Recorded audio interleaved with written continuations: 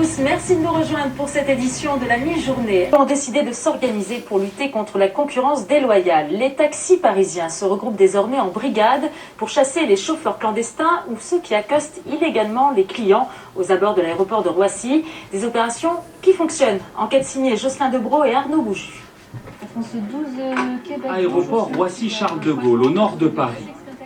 Des dizaines de milliers de voyageurs y atterrissent chaque jour. Une activité colossale pour les taxis parisiens.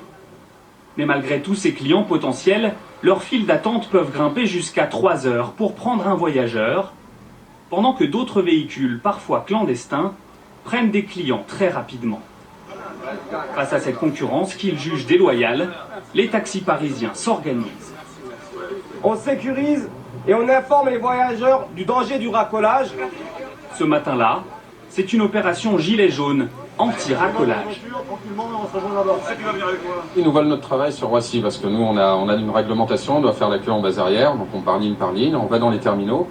Et eux, ils arrivent comme ça directement, ils vont directement à la sortie des douanes et ils prennent nos clients alors que nous, on attend bêtement dans les voitures. Bon, je prends du monde avec moi si vous voulez. Leur mission, occuper les terminaux pour faire fuir les faux taxis et ceux qui racolent illégalement. Nous avons décidé de juger par nous-mêmes en caméra cachée. Comme de simples touristes, nous sortons d'un terminal à la recherche d'un taxi.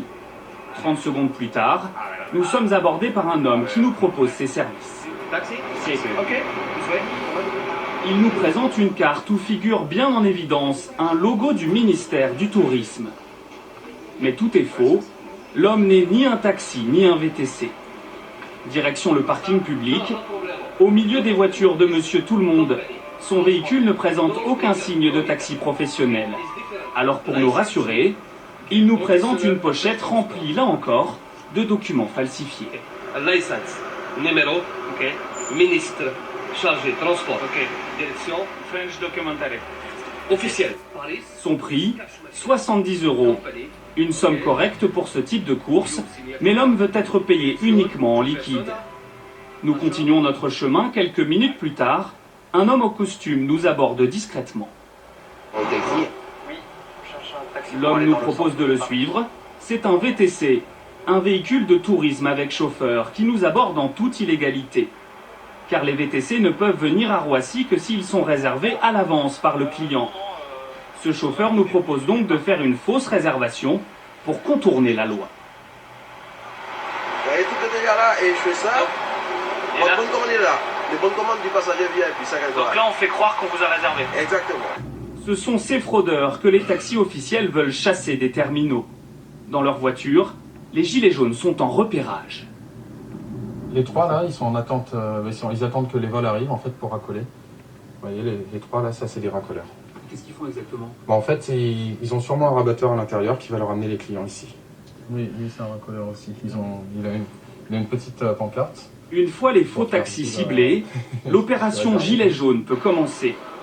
Sans violence, les taxis officiels occupent l'espace pour disperser les taxis clandestins. À l'arrivée des Gilets jaunes, plusieurs d'entre eux tournent les talons. En quelques minutes, le parking se vide. L'opération anti-racolage est un succès.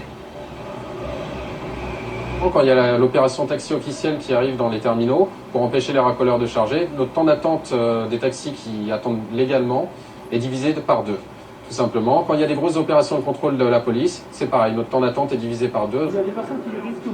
À l'intérieur des terminaux, d'autres gilets jaunes informent les voyageurs et les dirigent vers les taxis officiels.